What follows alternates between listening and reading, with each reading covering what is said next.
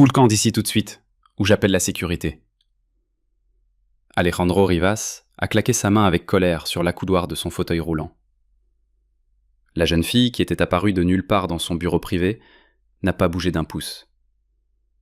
Ses cheveux étaient sales, ses vêtements déchirés, et ses joues tachées de terre. Mais ses yeux, le regardaient avec une telle détermination qu'il a été surpris. « Papa, j'ai besoin de te parler », a-t-elle dit d'une voix ferme. « Papa, tu es folle ? Je n'ai pas d'enfant. Sors d'ici avant que ma mère, Isabelle Morales, n'arrive. » Les mots ont frappé Alejandro comme un coup de poing dans le ventre. Il s'est figé, regardant le visage de la jeune fille. Des yeux verts, la forme de son nez, même l'inclinaison têtue de son menton. C'était impossible, ça ne prouve rien, a-t-il marmonné, essayant de rester calme. Isabelle, nous avons rompu il y a 2 ans. Elle ne m'a jamais parlé de ça. Parce que tu ne répondais pas à ses appels, l'a interrompu la jeune fille. Elle t'a envoyé des lettres, des messages, et même venue à ton bureau, mais tu avais déjà une autre petite amie. Alejandro a fermé les yeux. Il se souvenait vaguement qu'Isabelle avait essayé de le contacter après la rupture, mais il était en colère, blessé. Véronica avait déjà fait irruption dans sa vie comme un ouragan, et il avait ignoré tout ce qui concernait Isabelle. « Comment tu t'appelles » a-t-il finalement demandé. « Emilia Morales. J'ai 7 ans. » 7 ans. Alejandro a rapidement calculé. Les dates correspondaient parfaitement. « Même si tu es ma fille, ce qui n'a pas été prouvé, qu'est-ce que tu fais ici ? Comment es-tu entrée ? » Emilia a haussé les épaules. « Je suis entrée dans l'ascenseur quand cet homme en costume ne regardait pas. J'ai besoin de ton aide. Ma mère est très malade. »« Si tu as besoin d'argent pour son traitement, je peux t'en donner, » a dit Alejandro. « Je n'ai pas besoin de ton argent, » a interrompu Emilia avec une telle force qu'il a été surpris. « Je veux que tu viennes avec moi à l'hôpital, que tu la vois, que tu lui parles. »« Je ne peux pas faire ça, Isabelle et moi. »« Ma mère va mourir, » l'a interrompu la jeune fille. La simplicité et la brutalité de ces mots ont laissé Alejandro sans voix. Emilia s'est approchée de son fauteuil roulant sans peur et a posé sa petite main sur la sienne. « Papa, je sais que tu peux remarcher. » Alejandro a brusquement retiré sa main. « Quoi ? Qu'est-ce que tu as dit ? Que je peux remarcher ? Mais d'abord, tu dois te souvenir de ce pourquoi ça vaut la peine de le faire. »« C'est impossible. Les médecins ont dit que ma blessure est irréversible. Je suis dans ce fauteuil roulant depuis 1 an. Et les médecins ne savent pas tout, » a dit Emilia avec la confiance de quelqu'un qui avait vu trop de choses pour son âge. « Maman a dit qu'avant l'accident, tu étais très fort, tu pouvais tout faire. »« Ta mère parle trop, » a répondu Alejandro. « Elle a aussi dit qu'après l'accident, tu es devenu très triste, et quand les gens sont très tristes, le corps abandonne. » Alejandro a regardé attentivement la jeune fille. C'était une enfant, mais il y avait quelque chose dans ses mots qui le troublait. « Pourquoi penses-tu que je peux marcher ? » Parce qu'hier je t'ai vu dans un rêve. Tu étais debout, tenant maman pour la mettre dans une belle voiture, et vous étiez tous les 2 heureux. Les rêves ne sont pas la réalité, petite. Parfois, oui, a répondu Emilia, quand on rêve très, très fort. Un silence tendu a suivi. Alejandro a regardé la jeune fille qui prétendait être sa fille. Elle avait raison. Ses yeux étaient exactement comme ceux d'Isabelle. Et elle avait la même manière directe et franche de parler. « Où est ta mère ?» a-t-il finalement demandé. « À l'hôpital général, chambre 204. Elle ne s'est pas réveillée depuis 3 jours. »« Qui s'occupe de toi ?»« Je m'occupe de moi-même, mais maintenant j'ai besoin de ton aide pour prendre soin d'elle. » Alejandro a ressenti une étrange pression dans sa poitrine. Pendant 1 an, il n'avait rien ressenti de tel que la responsabilité ou le souci d'une autre personne. « Emilia, écoute-moi attentivement. Même si tu es ma fille, ce qui n'est pas prouvé, je ne suis pas la personne dont tu as besoin. Regarde-moi, je suis brisée. Je ne peux même pas prendre soin de moi-même. »« Tu pourrais essayer, a-t-elle dit. »« Non. »« Pourquoi ? » ?»« Parce que les choses cassées ne se réparent pas. » Emilia l'a regardé avec une tristesse qui ne devrait pas être dans les yeux d'une enfant de 7 ans. « Ma mère dit que tu étais différent avant, que tu étais bon. »« Ta mère se trompe, je n'ai jamais été bon. » Alors pourquoi, quand je te regarde, ai-je l'impression d'être à la maison ? Cette question a frappé Alejandro plus fort que n'importe quelle accusation. Il était sans voix, regardant la jeune fille qui était apparue de nulle part, prétendant être sa fille et promettant des miracles impossibles. « Papa, » a dit Emilia doucement, « tu vas m'aider ou pas ? » « D'accord, je vais avec toi à l'hôpital, mais seulement pour te montrer que tu te trompes sur moi. » Alejandro a tourné son fauteuil roulant vers l'ascenseur privé et Emilia a marché à côté de lui en silence. Le silence est resté pendant tout le trajet dans la Mercedes adaptée conduite par son chauffeur. « Monsieur Rivas, êtes-vous sûr de vouloir aller à l'hôpital général ?» a demandé Roberto, en regardant dans le rétroviseur. « Oui, Roberto, et pas de question. » Quand ils sont arrivés, Alejandro a réalisé qu'il n'avait pas été à l'hôpital depuis plus d'1 an. L'odeur de désinfectant et le bruit des machines l'ont instantanément ramené au jour de son hospitalisation après l'accident. « Par ici, » a dit Emilia, prenant le contrôle du fauteuil roulant sans demander. L'hôpital général était un endroit triste et surpeuplé. Les couloirs étaient pleins de monde, des familles assises par terre avec des sacs en plastique de nourriture faite maison.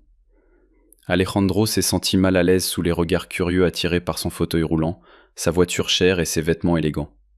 « Chambre 204, » a murmuré Emilia. Ils sont montés au 2e étage. La porte était entr'ouverte. Alejandro a poussé le fauteuil roulant et a jeté un coup d'œil à l'intérieur. Ce qu'il a vu l'a laissé sans voix. Isabelle était allongée sur un lit étroit, connectée à de nombreux tubes et moniteurs. Sa peau avait une teinte jaunâtre, et elle semblait plus mince qu'il ne s'en souvenait, mais même malade, elle restait belle. Des cheveux bruns encadraient son visage pâle, et ses mains reposaient sur une couverture usée. « Maman, » a murmuré Emilia, courant vers le lit. « J'ai amené papa. » Alejandro s'est approché lentement. Une partie de lui voulait s'enfuir, mais une autre partie, endormie depuis de nombreux mois, le poussait en avant. « Isabelle, » a-t-il dit doucement. Elle a lentement ouvert les yeux. Quand elle l'a vu, un faible sourire est apparu sur ses lèvres. « Alejandro, tu es venu. Emilia a dit que tu étais malade. Elle a dit que tu étais sa fille. » Le moment qu'Alejandro redoutait était enfin arrivé. Il a regardé dans les yeux d'Isabelle, cherchant la tromperie, mais n'a vu que l'épuisement et l'honnêteté. « C'est vrai, » a-t-elle dit, « j'ai essayé de te le dire. J'ai appelé des centaines de fois. Je suis venu à ton bureau 3 fois, mais Véronica ne m'a jamais laissé entrer. » Alejandro a fermé les yeux, se souvenant des appels persistants d'Isabelle après leur rupture. Véronica avait dit que c'était une ex qui ne le laisserait pas tranquille, et il avait cru chaque mot. « Pourquoi n'as-tu pas insisté ? » « Parce que j'avais ma fierté, » a répondu Isabelle avec un sourire triste. « Et parce que je pensais que si tu ne voulais pas être avec moi, tu ne voudrais pas être avec ta fille non plus. » « Isabelle, tu n'as rien à expliquer, tout est du passé. » Emilia a pris la main de sa mère et l'a serrée. « Maman, dis à papa ce que les médecins ont dit. » Isabelle a regardé sa fille avec alarme. « Emilia, tu n'as rien à dire, » a insisté sa mère. « Si, tu dois le faire, » a insisté la jeune fille. Isabelle a soupiré et a regardé Alejandro. « J'ai une insuffisance rénale. J'ai besoin d'une greffe, mais je n'ai pas d'assurance maladie et le traitement est très cher. Combien de temps te reste-t-il ? Les médecins disent que cela pourrait être quelques semaines, 1 mois, si j'ai de la chance. » Alejandro a eu l'impression que l'air avait été aspiré de ses poumons. Il a regardé Emilia, qui regardait sa mère avec amour et terreur. « Combien coûte le traitement ? » « Alejandro, je ne suis pas venu te demander de l'argent. Emilia est venue toute seule. Je demande juste combien ça coûte. » Isabelle a échangé un regard avec sa fille et a répondu « Une greffe coûte environ 500 000 pesos. Mais j'ai d'abord besoin de dialyse et d'autres procédures. 500 000, peut-être 1 million. » Pour Alejandro, 1 million de pesos, c'était ce qu'il dépensait pour un dîner d'affaires. Mais pour Isabelle, c'était impossible. « Êtes-vous sur la liste d'attente pour un donneur ?» a-t-il demandé. « Oui, mais ça pourrait prendre des années, » a-t-elle répondu. « Je n'ai pas tout ce temps. »« Je peux être un donneur, » a soudainement dit Alejandro. « Quoi ? Quoi ? Je peux donner un de mes reins. Nous sommes compatibles, n'est-ce pas ? » Isabelle l'a regardé avec surprise. « Je ne sais pas. Il faudrait faire des tests. Mais Alejandro, tu ne devrais pas faire ça. »« Je devrais, » a-t-il répondu. « Pourquoi ?» Alejandro a regardé Emilia, qui le regardait avec des yeux pleins d'espoir. « Parce que c'est ma fille, et tu as été la seule femme qui m'ait vraiment aimé. » Les larmes coulaient sur les joues d'Isabelle. « Alejandro, ça fait 2 ans, tu as une autre vie maintenant. » Non, je n'ai rien. Je suis mort depuis l'accident, mais maintenant peut-être que j'ai une raison d'essayer de revivre. Emilia a marché jusqu'au fauteuil roulant et a pris la main d'Alejandro. Tu vois, maman, je t'ai dit que papa était bon. Isabelle a souri à travers ses larmes. Oui, ma chérie, tu avais raison. Docteur Mendoza, je dois faire des tests de compatibilité pour un don de rein le plus tôt possible, a appelé Alejandro son médecin personnel. De l'hôpital à l'autre bout du fil, le médecin a semblé perplexe. Monsieur Rivas, êtes-vous sûr? Votre état actuel n'est pas idéal pour une intervention chirurgicale majeure. De plus, je devrais vous examiner. Yavik. Docteur, faites les tests aujourd'hui. D'accord, venez cet après-midi. Mais d'abord, je voudrais vous demander, avez-vous pensé à reprendre la physiothérapie? Alejandro a regardé Emilia, qui était assise par terre dans le couloir de l'hôpital, dessinant dans un cahier usé. Pourquoi demandez-vous? J'ai vu des cas où un but fort aide à la récupération et vous venez d'en trouver un très fort. Après l'appel, Alejandro s'est approché d'Emilia. Qu'est-ce que tu dessines? Notre maison, a-t-elle répondu sans lever les yeux. Ici c'est toi, ma mère, et ici c'est moi, et un grand jardin où on peut jouer.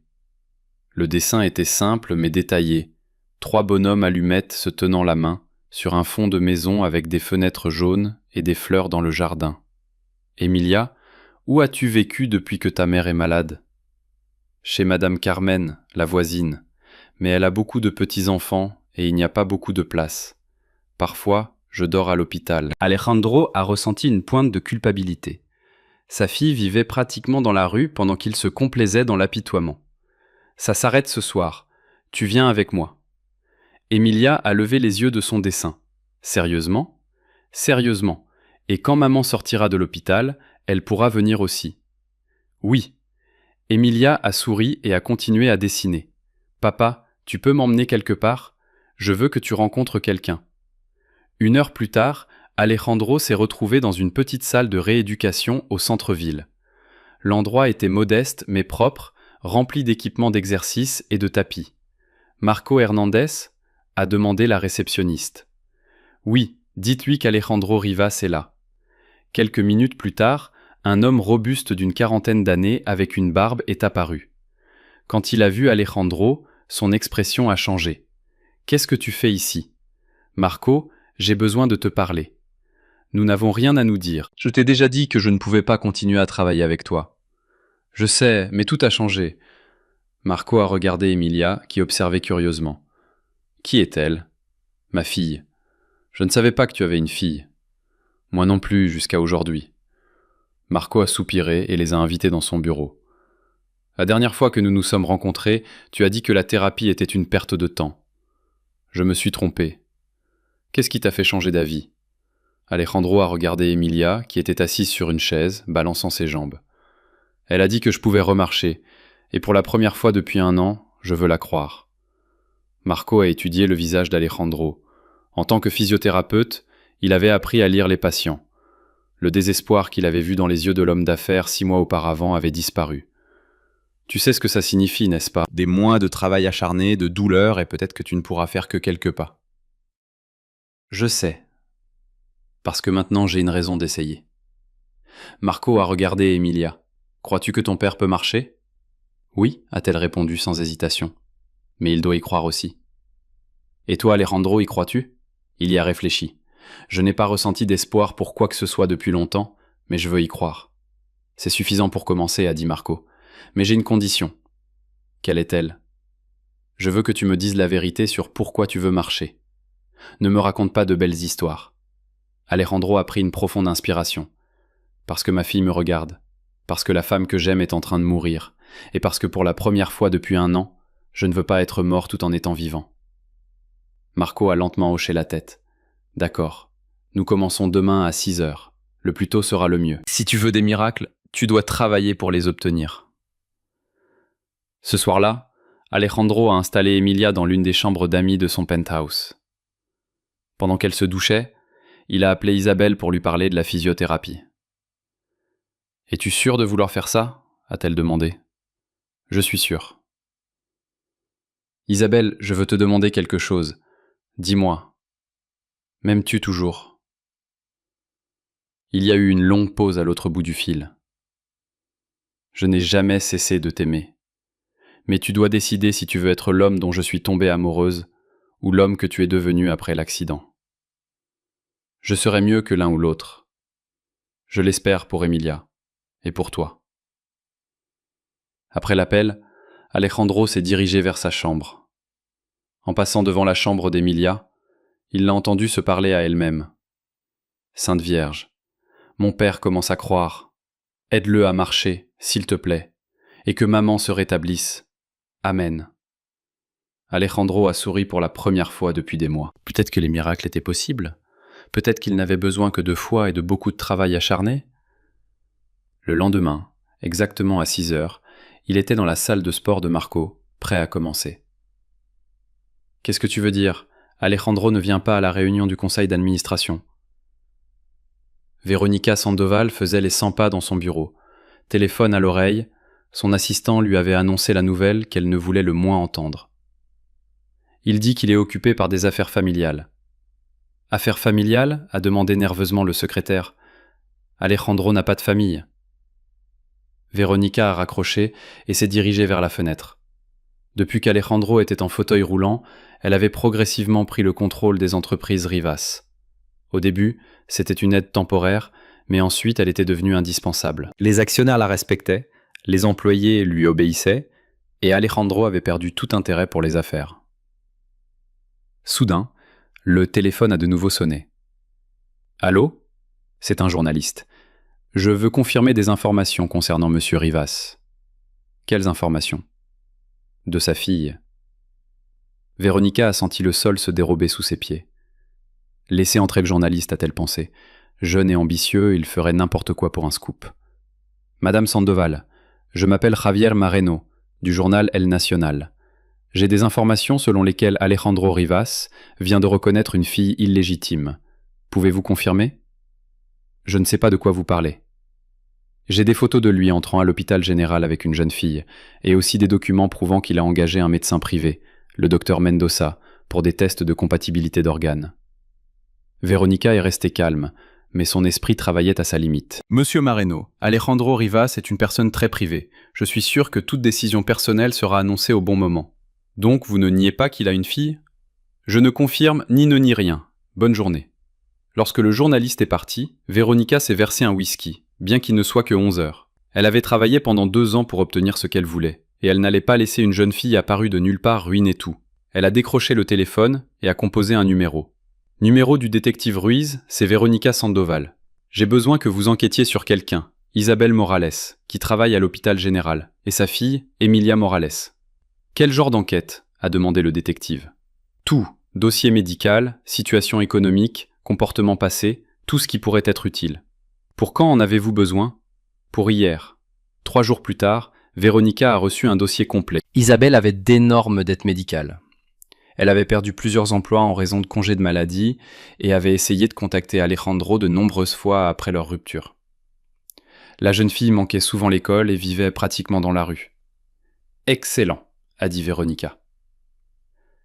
L'appel suivant a été adressé à l'avocat le plus cher de la ville. « Monsieur le licencié Vega, j'ai besoin que vous prépariez une poursuite pour résiliation des droits parentaux et garde. » « Contre qui ? » ?»« Contre Alejandro Rivas. » Silence à l'autre bout du fil. « Madame Sandoval, réalisez-vous ce que vous demandez ? » ?»« Parfaitement. Alejandro n'est pas en mesure de s'occuper d'un enfant. Son handicap, sa dépression, son isolement social, tout est documenté. De plus, la jeune fille est dans un état de négligence. Quelle preuve avez-vous ? La jeune fille est pratiquement abandonnée pendant que sa mère est à l'hôpital. Elle a dormi dans des hôpitaux et chez des étrangers. Alejandro l'a recueillie sans aucune documentation légale, sans évaluation psychologique, rien. Il est impulsif et instable. Et que proposez-vous ? Que la jeune fille soit temporairement placée sous la garde de l'État pendant que la capacité mentale d'Alejandro à prendre des décisions importantes est évaluée, et que je sois nommée sa tutrice légale et gestionnaire permanente de ses biens. Ce sera très public, Madame Sandoval. Les médias... Laissez-moi m'occuper des médias. Le licencié Vega a préparé les documents la même semaine. Veronica a également engagé un psychiatre privé pour évaluer l'instabilité émotionnelle d'Alejandro et une assistante sociale pour documenter les conditions de vie inappropriées d'Emilia. Le plan était parfait. Alejandro perdrait la garde de sa fille, serait déclaré mentalement incapable et Veronica conserverait le contrôle de l'entreprise. La jeune fille serait envoyée dans une famille d'accueil et Isabelle, Isabelle se débrouillerait toute seule. Le vendredi matin, Alejandro a reçu une convocation au tribunal. Qu'est-ce que c'est, a-t-il demandé à son avocat au téléphone. Une poursuite pour résiliation des droits parentaux et garde. Quelqu'un prétend que vous n'êtes pas capable de vous occuper de la jeune fille et de gérer vos affaires. Qui? Veronica Sandoval. Alejandro a ressenti une rage qu'il n'avait pas ressentie depuis l'accident. Quand a lieu l'audience? Lundi prochain. Alejandro, c'est grave. Si le tribunal décide que vous êtes inapte, vous pourriez tout perdre. Je ne perdrai pas ma fille. Alors vous avez besoin d'un bon avocat et de preuves de votre stabilité et de votre capacité à marcher. Alejandro a regardé la salle de sport où il s'entraînait avec Marco depuis 2 semaines. Les progrès avaient été minimes. Il pouvait à peine bouger ses orteils et se tenir debout pendant quelques secondes avec un appui. Combien de temps ai-je? 3 jours, c'est suffisant. Après l'appel, Emilia est entrée en courant dans la pièce. « Papa, pourquoi es-tu triste ?»« Je ne suis pas triste, ma chérie, juste inquiet. »« Pourquoi ?» Alejandro l'a soulevée et l'a assise sur ses genoux. « Tu m'aimes ?»« Bien sûr. »« Et tu veux rester avec moi ?»« Oui. »« Pourquoi tu demandes ?»« Parce que nous devrons peut-être convaincre un juge que nous sommes une vraie famille. » Emilia l'a regardé avec ses yeux verts et a souri. « Papa, nous sommes déjà une vraie famille. Il suffit de le montrer aux autres. » Le lundi matin, le tribunal de la famille était plein de journalistes. La nouvelle qu'Alejandro Rivas avait une fille s'était répandue instantanément, et maintenant toute la ville voulait savoir ce qui se passerait avec la garde. Alejandro est arrivé dans son fauteuil roulant, vêtu de son meilleur costume. Emilia marchait à côté de lui, également habillée, dans une robe bleue qu'il avait achetée spécialement pour l'occasion. « Tu es nerveuse ?» a-t-il demandé doucement. « Un peu, mais tu es avec moi, alors tout ira bien. » De l'autre côté du couloir, Veronica parlait à ses avocats. Elle était vêtue d'un tailleur gris strict, avec une expression sérieuse sur son visage. En voyant Alejandro, elle a souri froidement. « Votre honneur, affaire Sandoval contre Rivas », a annoncé le greffier. Le juge Martinez était un homme âgé réputé pour être juste mais strict. Il a examiné les documents pendant que les parties prenaient place. Je comprends qu'il s'agit d'une poursuite pour résiliation des droits parentaux et garde. Monsieur le licencié Vega, en tant qu'avocat de la partie plaignante, vous pouvez commencer. L'avocat de Veronica s'est levé avec confiance.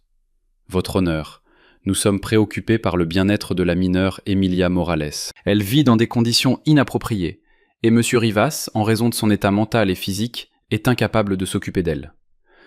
Quelles preuves fournissez-vous ? Premièrement, M. Rivas souffre de dépression sévère depuis l'accident. Il est socialement isolé, a abandonné ses responsabilités professionnelles et présente un comportement impulsif, ayant recueilli la jeune fille sans aucune documentation légale. Veronica s'est levée pour témoigner. Votre honneur, je connais Alejandro depuis 3 ans. Après l'accident, il a complètement changé. Il est devenu aigri, agressif et prend des médicaments pour la dépression. La semaine dernière, il a soudainement prétendu être le père de cette jeune fille, sans même faire de test de paternité. Avez-vous remarqué des comportements spécifiques qui vous préoccupent ? Oui, votre honneur. Alejandro promet à la jeune fille qu'il peut remarcher, ce qui est médicalement impossible. Il crée de faux espoirs. De plus, il envisage de faire don d'un rein à la mère de la jeune fille, ce qui indique une pensée inadéquate. Alejandro a serré les poings. L'avocat a posé une main sur son épaule pour le calmer. De plus, a poursuivi Veronica, la jeune fille manque fréquemment l'école, dort dans les hôpitaux et chez des étrangers. Elle a besoin de stabilité, pas de la fantaisie d'une personne qui ne peut pas accepter sa réalité. Quand Veronica a terminé son témoignage, le juge s'est tourné vers Alejandro. « Monsieur Rivas, que dites-vous de ces accusations ?» Alejandro s'est redressé dans son fauteuil roulant. « Votre honneur, il est vrai que je n'ai pas été une bonne personne cette dernière année. L'accident m'a changé. Je suis devenu égoïste et aigri, mais la rencontre avec ma fille m'a donné une raison de changer. Comment avez-vous prouvé qu'elle est votre fille? J'ai fait un test de paternité la semaine dernière. Les résultats ont confirmé qu'Emilia est ma fille biologique. Quels sont vos projets pour sa garde? J'engagerai une nounou et un tuteur privé pour qu'elle ne manque pas de cours. Je continuerai la physiothérapie pour récupérer le plus possible et je serai le père qu'elle mérite. Monsieur Rivas, les rapports médicaux indiquent que votre blessure est irréversible. Ne pensez-vous pas que vous donnez de faux espoirs à la jeune fille? Votre honneur, il y a 3 semaines, je ne pouvais bouger aucun de mes orteils, et maintenant je peux tous les bouger et me tenir debout pendant quelques secondes. Les médecins se trompent parfois. Le juge a pris des notes et a regardé Emilia. Emilia, s'il te plaît, approche. La jeune fille s'est levée et a marché avec confiance jusqu'à la barre, sans avoir l'air effrayé. Bonjour, monsieur le juge. Bonjour, Emilia. Sais-tu pourquoi nous sommes ici? Oui, parce que madame Véronica dit que mon papa ne peut pas s'occuper de moi. Et qu'en penses-tu? Qu'elle se trompe? Pourquoi? Emilia a pris une profonde inspiration et avec une clarté surprenante a dit « Votre honneur, j'ai vécu dans la rue pendant 3 semaines. J'avais faim, froid et peur. Mais quand j'ai trouvé papa, tout cela a pris fin. Il m'a acheté des vêtements, m'a donné un lit propre et me serre dans ses bras quand je fais des cauchemars. Mais n'as-tu pas peur qu'il soit en fauteuil roulant? Non, parce que les gens ne sont pas jugés par la façon dont ils marchent, mais par la façon dont ils aiment. » Un murmure a traversé la salle d'audience. Le juge a levé la main, demandant le silence. « Emilia, que veux-tu? » « Rester avec papa. Et je veux que maman se rétablisse. Et je ne veux d'argent de personne. Je veux juste une famille. » « Penses-tu que ton père peut remarcher? » « Oui, monsieur, parce qu'il a déjà commencé. » « Que veux-tu dire? » Emilia a regardé Alejandro et a souri. « Papa, montre-leur. » Alejandro a senti son cœur battre plus vite. Avec un grand effort, il a posé ses mains sur les accoudoirs du fauteuil et lentement, très lentement, il s'est levé. Ses jambes tremblaient, mais il est resté debout pendant près de 10 secondes avant de se rasseoir. Un silence absolu a rempli la salle d'audience. « Votre honneur, a dit Alejandro d'une voix émue, ma fille m'a rendu la vie, et je ne laisserai personne me la prendre. » Le juge a regardé Véronica, puis Alejandro, et enfin Emilia. Ce tribunal décide qu'Emilia Morales reste sous la garde de son père, Alejandro Rivas. Affaire classée. Emilia a couru vers Alejandro et l'a serré dans ses bras. Pour la première fois depuis plus d'1 an, Alejandro a pleuré des larmes de bonheur. Véronica a quitté la salle d'audience avec un visage déformé. Les journalistes l'ont entourée, mais elle les a repoussés sans dire un mot. Son plan avait complètement échoué, et maintenant Alejandro avait non seulement une fille, mais avait également prouvé publiquement qu'il se rétablissait. Cette nuit-là, enfermée dans son bureau, Véronica a bu du whisky, passant en revue les contrats de l'entreprise. Si elle ne pouvait pas contrôler Alejandro légalement, elle devrait trouver un autre moyen. Le téléphone a sonné. C'était Javier Mareno, le journaliste. « Madame Sandoval, avez-vous des commentaires sur l'audience d'aujourd'hui ?»« Pas de commentaires. »« Est-il vrai que vous et monsieur Rivas avez eu une relation amoureuse ?» Véronica s'est redressée sur sa chaise. « Qu'entendez-vous par là ?»« J'ai des photos de vous ensemble, lors de plusieurs événements publics. Certains disent que la poursuite était par jalousie. C'est absurde. Donc, vous ne niez pas la relation ?» Véronica a raccroché. Sa réputation était ruinée, son plan avait échoué, et les médias la dépeignaient comme une femme consumée par la jalousie. Elle avait besoin d'un coup de génie. Elle a étudié les documents de l'entreprise jusqu'à ce qu'elle trouve ce qu'elle cherchait. Les polices d'assurance. La compagnie Rivas avait une couverture de plusieurs millions de dollars pour les incendies et les catastrophes naturelles. Si le bureau principal subissait des dommages, elle, en tant que gestionnaire intérimaire, serait responsable de la reconstruction et des réclamations d'assurance. Elle a décroché le téléphone et a composé un numéro enregistré il y a de nombreuses années. « Raoul, c'est Véronica, j'ai besoin que tu me rendes un service. »« Quel genre ?»« Celui que nous payons bien, et dont nous ne parons jamais. » Le lendemain, Alejandro est arrivé tôt à la salle de sport pour son entraînement avec Marco. Ses progrès étaient lents mais constants. Il pouvait déjà se tenir debout pendant plus d'1 minute et faire 3 pas avec un appui. « Comment te sens-tu » a demandé Marco. « Différent, comme si je me réveillais d'un très long cauchemar. Emilia est à l'école, j'ai engagé un tuteur pour l'aider à rattraper son retard. Elle est très intelligente. Demain, Isabelle subira des tests supplémentaires en préparation de la greffe. Les médecins disent que nous avons de bonnes chances de compatibilité. Marco a souri, ajustant les poids pour les exercices. « Tu sais ce que j'aime le plus dans tout ça ?» a-t-il demandé. « Quoi ?»« Que tu ne parles plus comme un homme vaincu. » Alejandro était au milieu de son entraînement lorsque son téléphone a sonné. C'était Roberto, son chauffeur. « Monsieur Rivas, le bâtiment de l'entreprise est en feu. Les pompiers sont déjà là, mais l'incendie est très intense. »« Je pars maintenant. Peut-être que c'est mieux si j'y vais ? » ?»« Non, j'y vais moi-même. » Alejandro est arrivé au bâtiment de la compagnie Rivas alors que les flammes engloutissaient les 3 premiers étages.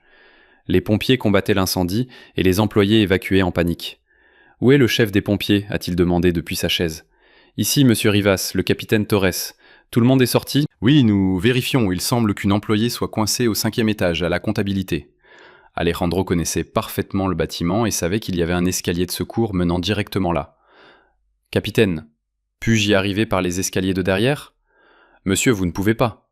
Capitaine, je connais ce bâtiment mieux que quiconque, et cet employé est ma responsabilité. » Avant que quiconque ne puisse l'arrêter, Alejandro a dirigé sa chaise vers l'entrée arrière. La fumée était épaisse, mais il a atteint l'ascenseur de marchandises qui fonctionnait toujours. Au 5e étage, il a trouvé Carmen Vasquez, la plus ancienne comptable de l'entreprise, inconsciente à son bureau. La fumée remplissait le bureau, mais les flammes ne l'avaient pas encore atteint. Avec toute sa force, Alejandro a réussi à se lever et à soulever Carmen sur ses genoux. Elle n'était pas très lourde, mais l'effort était immense. Il a réussi à atteindre l'ascenseur alors que les flammes commençaient à se propager dans le couloir. Lorsque les portes de l'ascenseur se sont ouvertes au rez-de-chaussée, les ambulanciers et les pompiers se sont précipités vers eux. Alejandro était couvert de suie et toussait fortement, mais Carmen était vivante. « Alejandro !»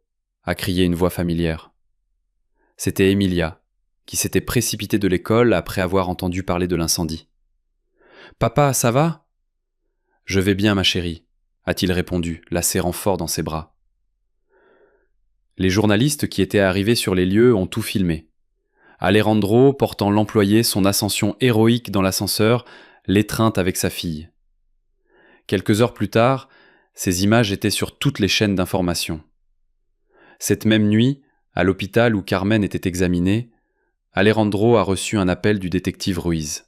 « Monsieur Rivas, nous devons parler. L'incendie n'était pas accidentel. »« Que voulez-vous dire ? Nous avons trouvé des traces d'accélérant dans plusieurs parties du bâtiment. Quelqu'un a délibérément mis le feu. Nous avons des suspects, mais je dois vous demander, connaissez-vous quelqu'un qui voudrait nuire à votre entreprise ? » Alejandro a immédiatement pensé à Veronica, mais il n'avait aucune preuve. Détective, vérifiez les polices d'assurance du bâtiment et qui avait accès en dehors des heures de travail normales.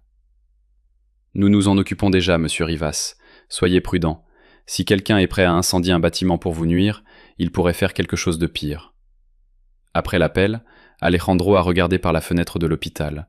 Pour la première fois depuis de nombreux mois, il s'est senti vraiment vivant, mais il a également réalisé que quelqu'un de très dangereux voulait détruire tout ce qu'il avait construit. L'enquête du détective Ruiz a progressé rapidement. Les caméras de sécurité d'un bâtiment voisin ont enregistré un homme entrant dans le bâtiment de la compagnie Rivas à 2h du matin. Plus important encore, les relevés téléphoniques ont montré plusieurs appels entre Veronica Sandoval et Raúl Mendoza, un homme ayant un casier judiciaire pour incendie criminel.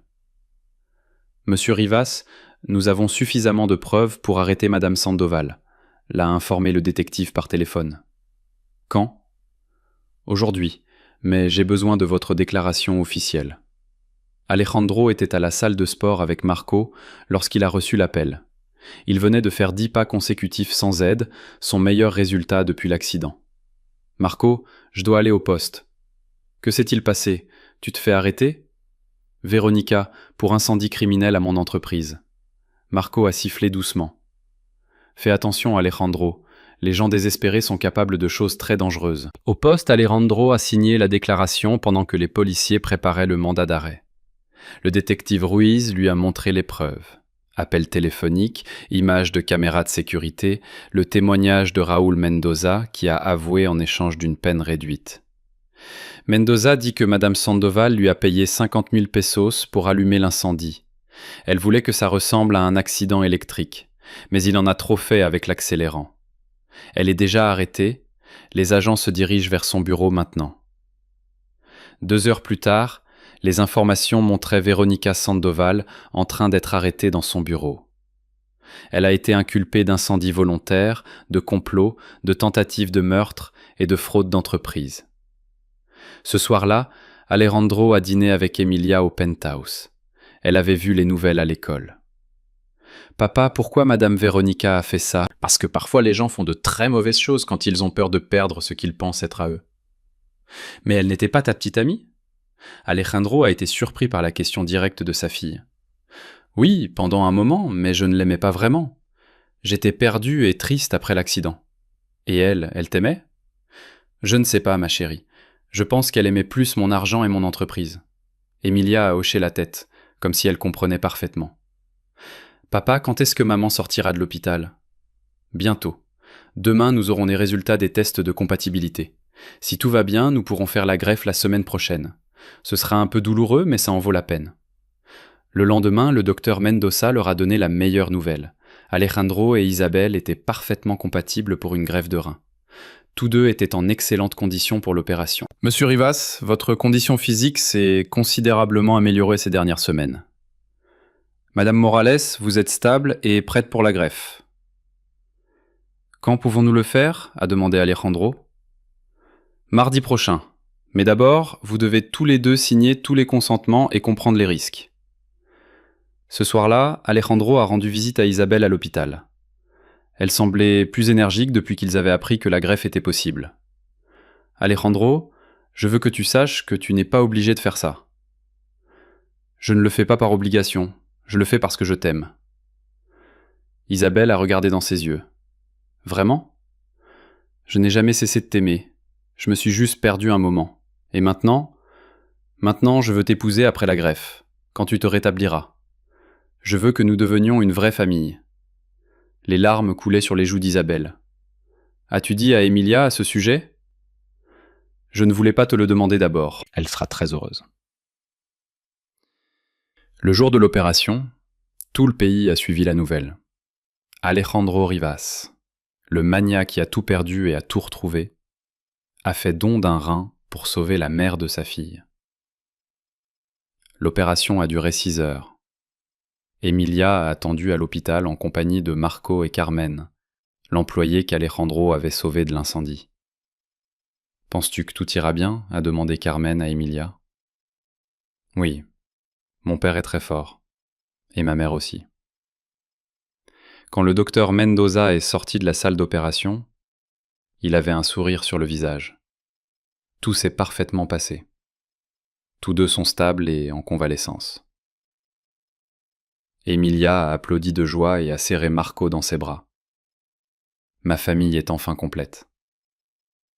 Une semaine plus tard, Alejandro et Isabelle étaient tous deux à la maison en convalescence. L'histoire a fait la une des journaux nationaux. L'homme qui a perdu sa capacité de marcher mais a retrouvé l'amour, la foi et l'espoir. Le procès de Véronica a progressé rapidement. Avec toutes les preuves, elle a été condamnée à 8 ans de prison pour incendie volontaire et tentative de meurtre. « Justice », a murmuré Alejandro en entendant le verdict. « Pour qui ?» a demandé Emilia. « Pour tout le monde, ma chérie. Pour tout le monde. » 1 an plus tard, Alejandro s'est réveillé tôt et a marché jusqu'à la fenêtre de sa chambre. Dehors, les jardins de l'hôtel étaient parfaitement décorés pour la cérémonie. Il avait passé des mois à préparer ce jour et voulait que tout soit parfait. Nerveusement, il a demandé à Marco, qui était arrivé tôt, pour l'aider à s'habiller. « Tu étais nerveux le jour de ton mariage ?»« J'étais terrifié, » a ri Marco. « Mais regarde, ça fait 5 ans et je suis toujours marié et heureux. » Alejandro a enfilé le smoking noir choisi spécifiquement pour l'occasion.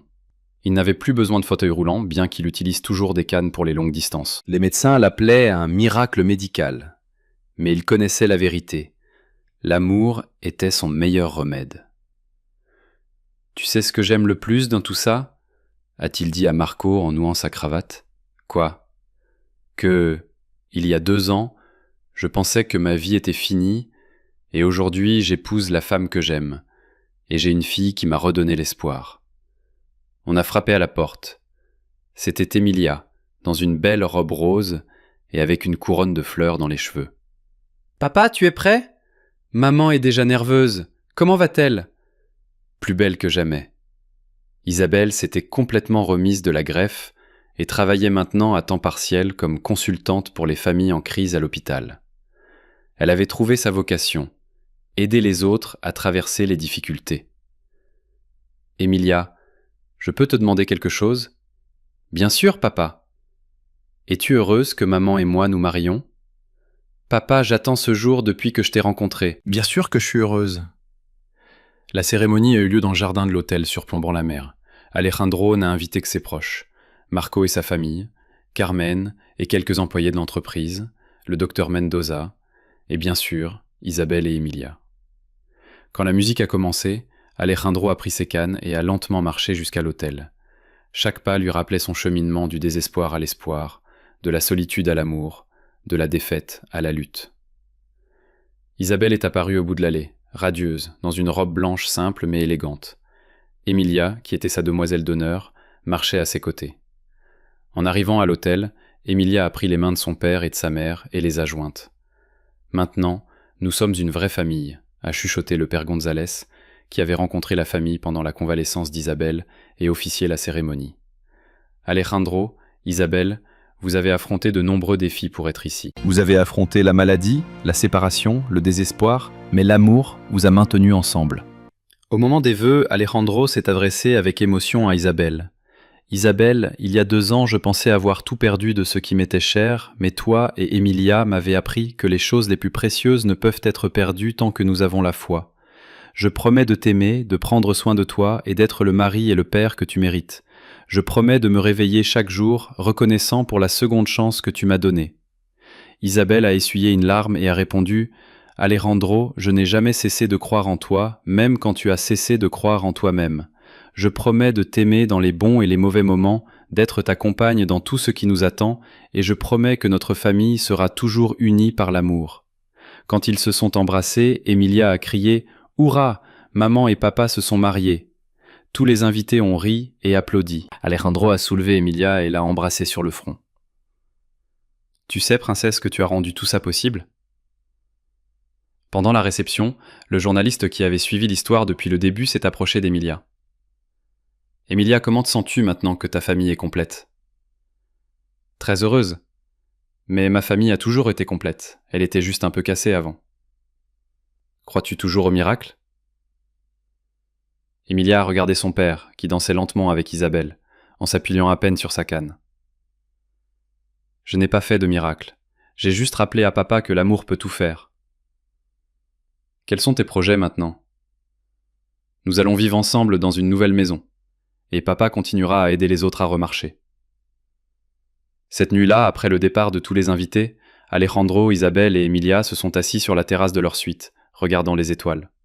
« Tu sais quoi ? » a dit Alejandro. « Je pense que pour la première fois de ma vie, je suis vraiment heureux. »« Pourquoi pour la première fois ? » a demandé Isabelle.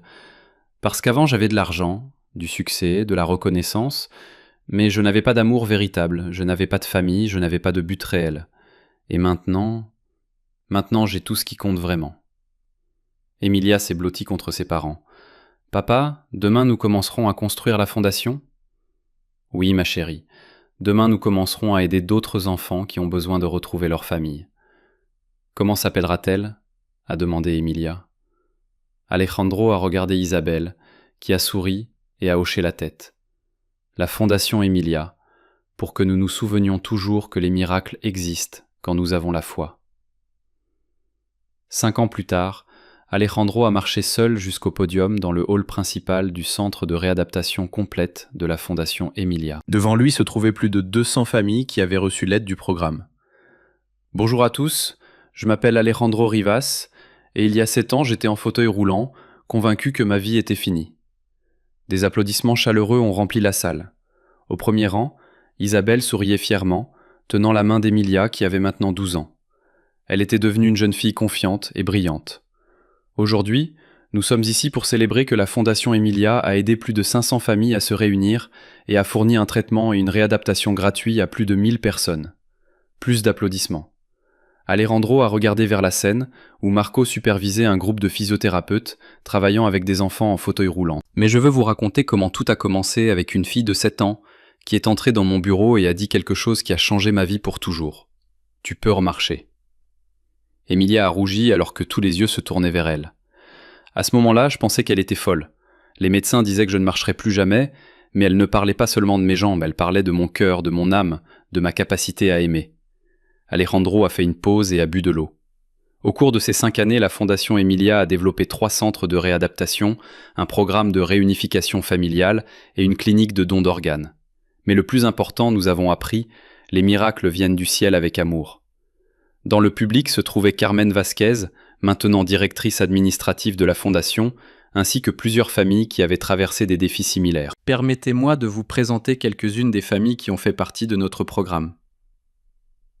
La première sur scène était Maria González, une femme de 40 ans qui marchait avec des béquilles. Il y a 3 ans, j'ai eu un accident de voiture, et les médecins ont dit que je ne marcherais plus jamais. Mon fils de 8 ans ne pouvait pas comprendre pourquoi sa mère ne pouvait plus jouer avec lui.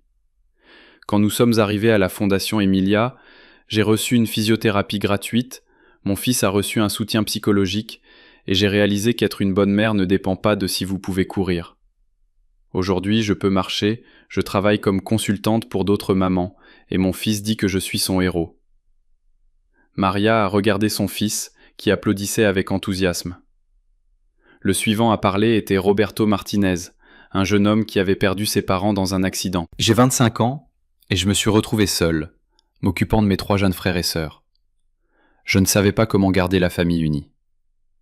La Fondation Emilia m'a aidé à trouver un emploi, a fourni des bourses à mes frères et sœurs et un soutien juridique pour que je puisse devenir leur tuteur officiel. Après plusieurs histoires similaires, Alejandro est retourné au podium.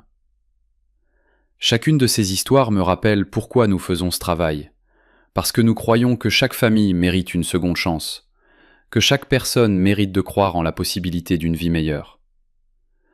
Isabelle s'est levée et est montée sur scène. Elle avait maintenant un diplôme en travail social et dirigeait le programme de réunification familiale. Quand ma fille a dit qu'elle avait trouvé son père, je pensais qu'elle fantasmait. Alejandro et moi avions mal rompu, et il avait une nouvelle vie. Mais Emilia a vu ce que nous ne pouvions pas, l'amour qui existait encore entre nous. Aujourd'hui, 5 ans après nos retrouvailles, nous ne sommes pas seulement une famille heureuse, mais nous avons aussi aidé des centaines d'autres familles à trouver leur chemin vers la guérison. Enfin, Emilia est montée sur scène. Elle n'était plus la petite fille frêle qui était apparue un jour dans le bureau d'Alejandro. C'était une adolescente confiante, avec des projets d'études de médecine pour continuer à aider les autres. Quand j'étais petite, je pensais que les miracles étaient des choses de film, des choses magiques qui arrivaient soudainement. Mais maintenant, je sais que les miracles sont le résultat d'un travail acharné, d'amour et de ne jamais abandonner. Elle a regardé fièrement son père. Mon père n'a pas commencé à marcher par magie. Il a travaillé tous les jours pendant des mois. Ma mère ne s'est pas améliorée toute seule. Elle a subi une intervention chirurgicale et un long traitement. J'ai su que notre famille n'est pas devenue heureuse toute seule. Nous avons dû apprendre la patience, le pardon et l'amour inconditionnel. Mais le plus important que j'ai appris, c'est quand vous aidez les autres, votre propre vie devient plus grande. C'est pourquoi la Fondation Emilia grandira, pour que plus de familles puissent trouver leur miracle. L'événement s'est terminé avec toutes les familles chantant ensemble et Alejandro serrant Isabelle et Emilia dans ses bras, pensant à tout le chemin parcouru. « Tu sais ce qu'Emilia a dit ?» a-t-il demandé. « Papa, tu avais raison depuis le début. Parfois les miracles ne viennent pas du ciel, mais du cœur. » Emilia a souri et a serré ses parents dans ses bras. Et surtout, les miracles ne finissent jamais. Il y en a toujours plus, et ils attendent que quelqu'un y croie. Avez-vous été touché par l'histoire d'Alejandro, Isabelle et Emilia ? C'est une belle histoire d'amour, de dépassement de l'adversité et de seconde chance, montrant que les plus grands miracles naissent dans le cœur, et qu'il n'est jamais trop tard pour changer sa vie. Si cette histoire a touché votre âme autant que la nôtre, n'oubliez pas de liker cette vidéo et de la partager avec quelqu'un qui a besoin d'entendre que tout est possible quand il y a de l'amour et de la détermination. Votre soutien compte beaucoup pour nous. Si vous voulez continuer à regarder des histoires inspirantes, abonnez-vous à notre chaîne et activez les notifications pour ne manquer aucune nouvelle histoire qui peut changer votre journée. Nous voulons mieux vous connaître. Dites-nous dans les commentaires de quel pays vous nous regardez. Nous sommes heureux de savoir que nos histoires touchent les cœurs du monde entier. Et croyez-vous que l'amour peut vraiment déplacer des montagnes, comme dans l'histoire de cette famille ?